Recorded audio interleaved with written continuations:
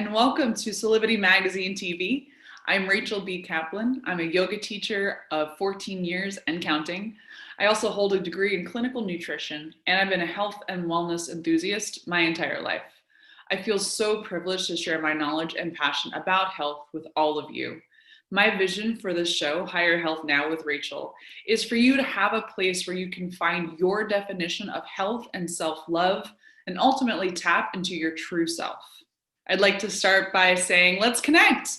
Please find me on Facebook as Rachel B. Kaplan, or friend request me on Facebook, or you can also follow my Instagram handle at higher_health. I respond to both IG message or Facebook Messenger. And also take down my email address, rachel@higherhealthnow.com. If at any point during today's episode or any point during this season, and you have questions specifically for me, or you're going through your own challenges and you want to ask me questions, please don't hesitate to reach out. I'm really excited to meet you and connect.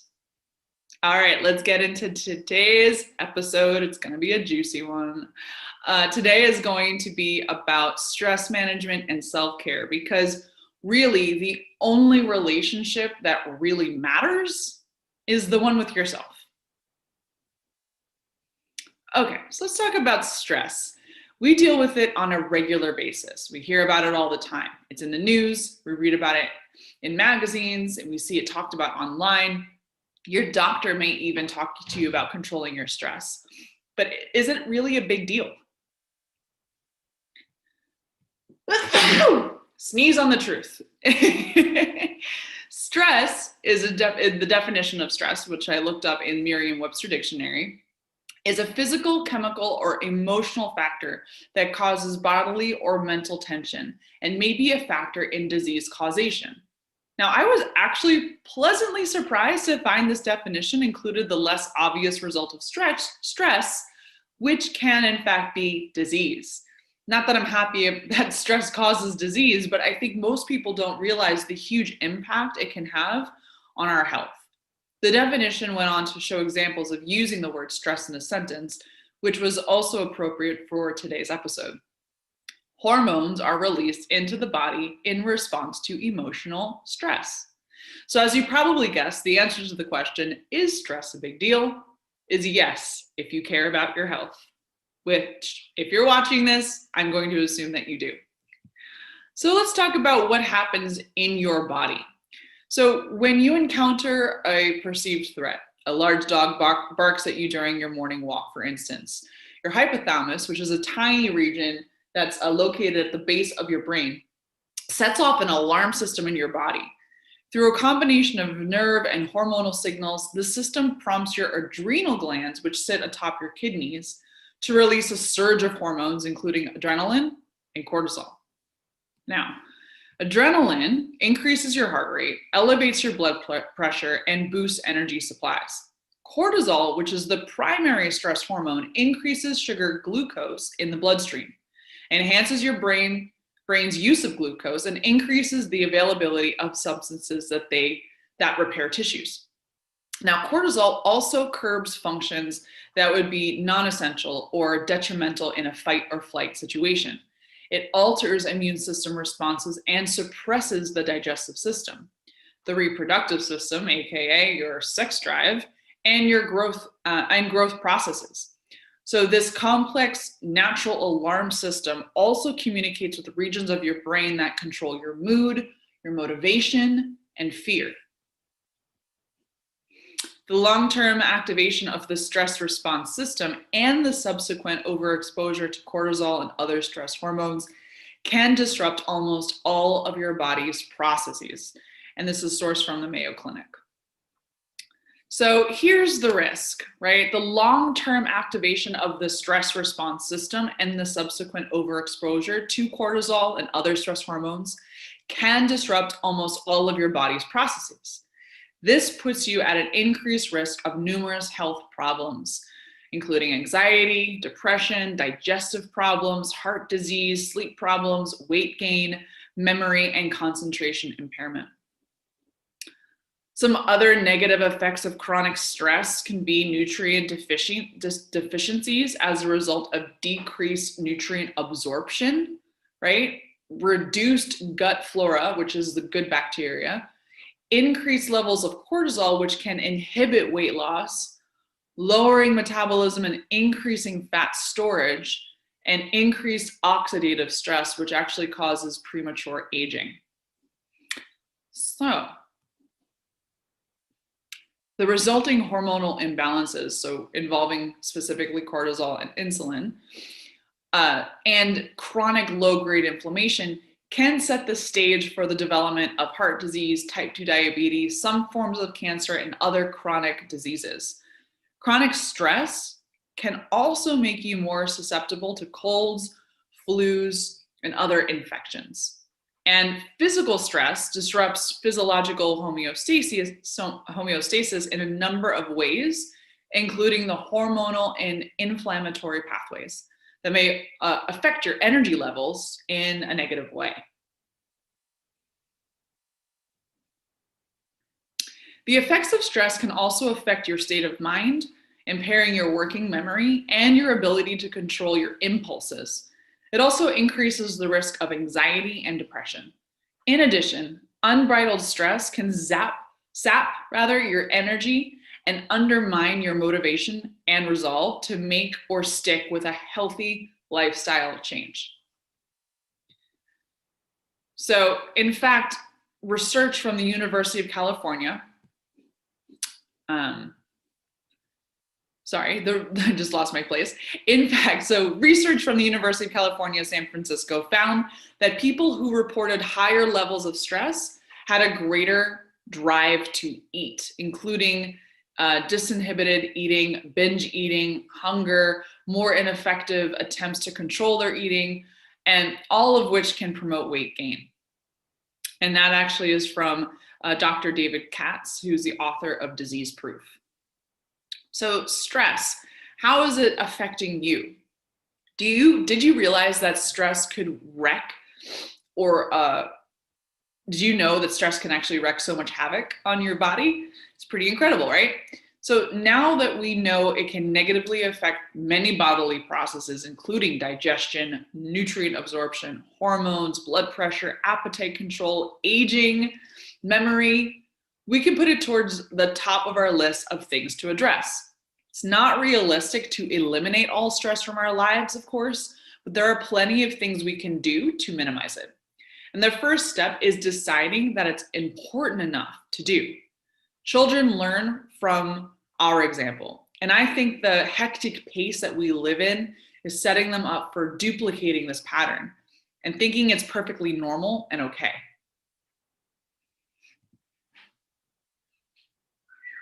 So some common causes of stress, relationships, divorce, disagreements, new marriage, career, there's work-related stress or working too much, change of job, finances, disagreements, credit card debt, loss of job, your health or family members' health, caring for others, illness, death, home environment, family issues, disagreements, needing help, moving, and of course, birth.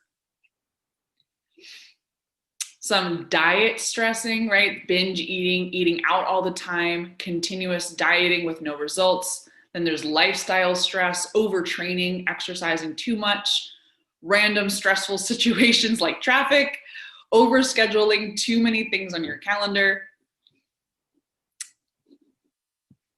The causes are endless. And I think oftentimes we minimize the amount of stress we're under because we aren't even fully conscious of it. I've been guilty of this myself. It's easy sometimes to take on too much. And when we do, we often end up with a schedule that is way too busy, find ourselves running in circles and feel like we're not getting much accomplished. And this stresses us out even more. We ultimately pay the price with relationship issues, poor diet, health and time management issues, or worse. We're going to cover some ideas to help reduce stress, but the first thing I'd like to address is probably the most important thing you can do starting today. It's simple. You already do it every day, But once you do more of it and you do it consistently, you're going to notice a huge difference in how you feel. So what's the solution? Get more sleep. So how is getting enough sleep going to help with stress? You may be surprised. You've heard people say that sleep is overrated, or is it? So here's another quote from Dr. David Katz, who wrote the book Disease Proof. But I love this quote. So, inadequate slumber over extended periods of time may interfere with immune function, including production of white blood cells and hormonal regulation, which is why sufficient sleep is linked with chronically elevated levels of the stress hormone cortisol. This also leads to impaired immunity and elevated levels of hormones such as insulin, increasing the risk of gaining body fat, most often in the midsection, and of developing systemic inflammation and type 2 diabetes. It also leads to changes in the hormone leptin and ghrelin, which regulate hunger and satiety.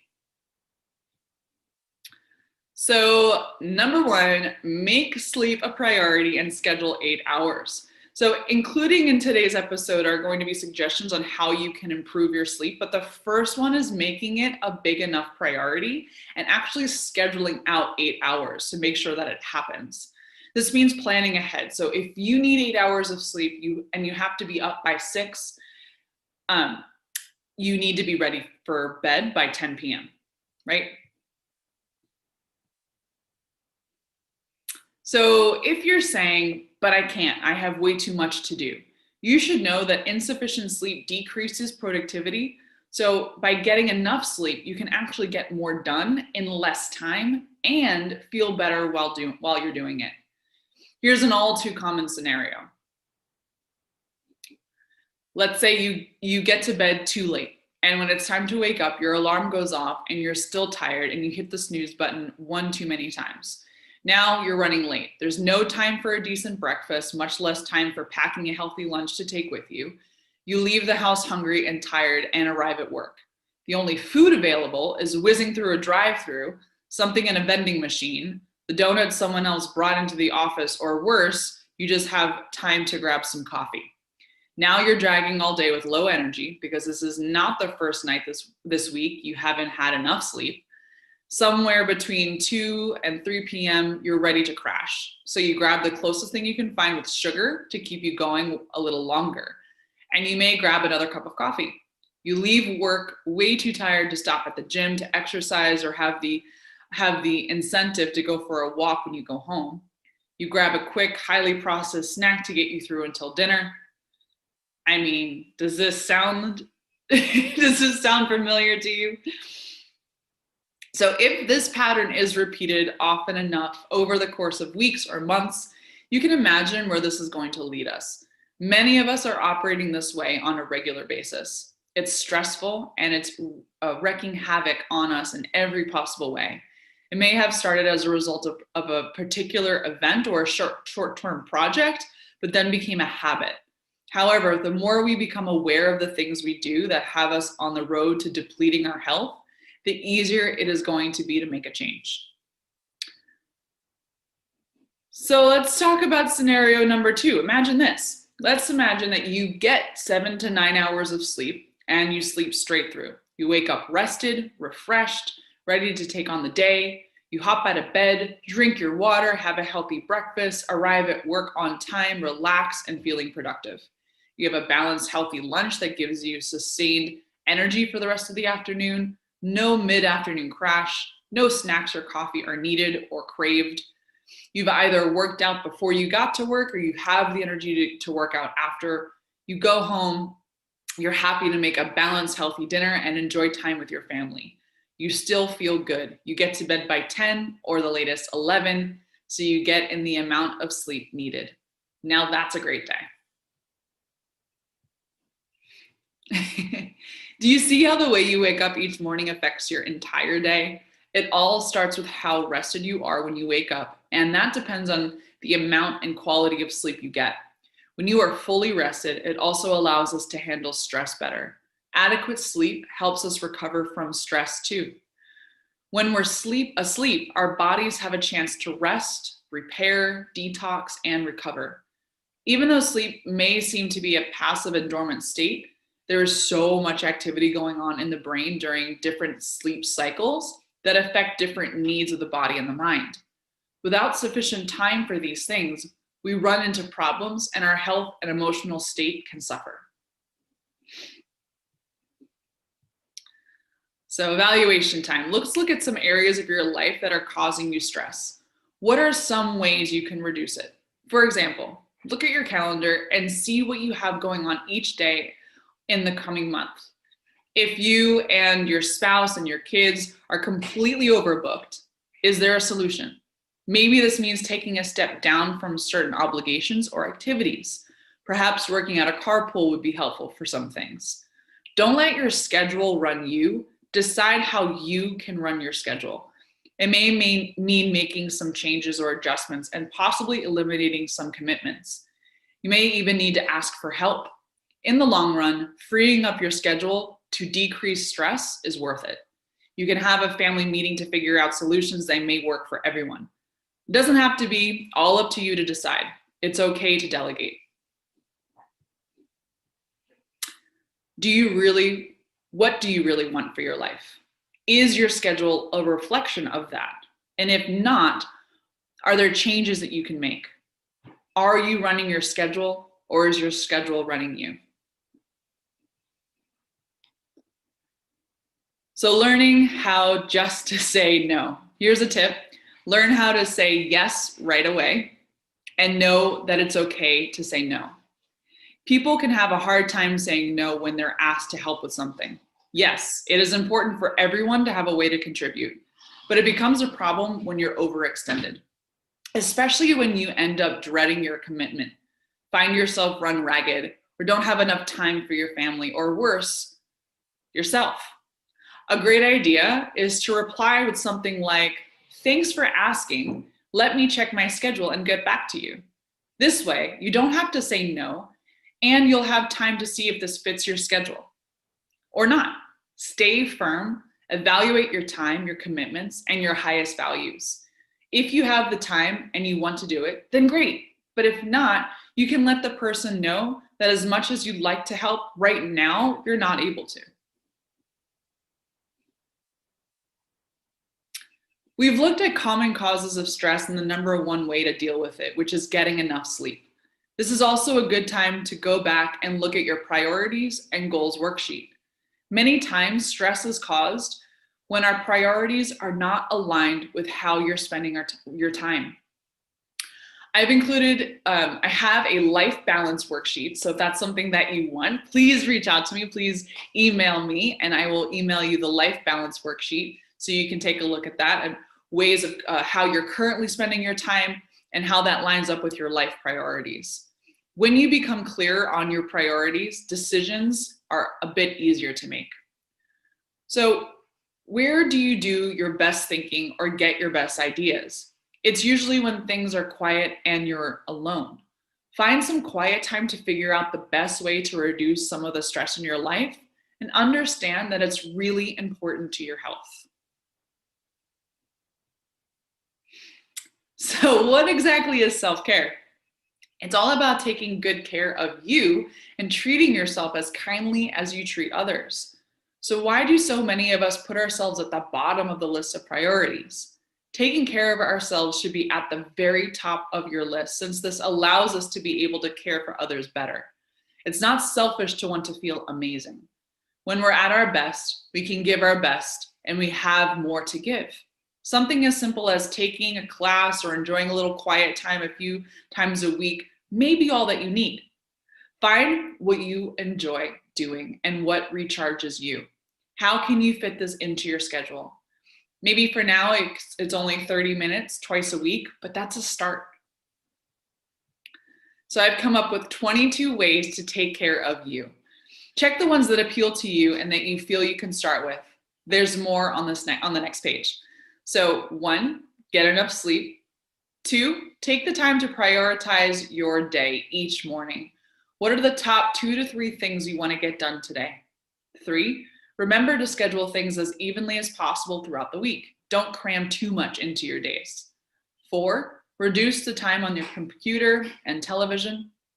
5, take deep breaths during the day. 6, eat more slowly. 7, connect with family or friends. 8, take vacations or staycations. 9, don't be afraid to ask for help. 10, make time for yourself. 11, read a book or watch a movie. 12, exercise. 13, speak to yourself more kindly. 14, listen to music. 15, open your windows and blinds during the day, let in the fresh air and the sunshine. 16, keep a journal. 17, remember your goals and your aspirations. 18, enjoy a hot bath. 19, meditate and do some yoga.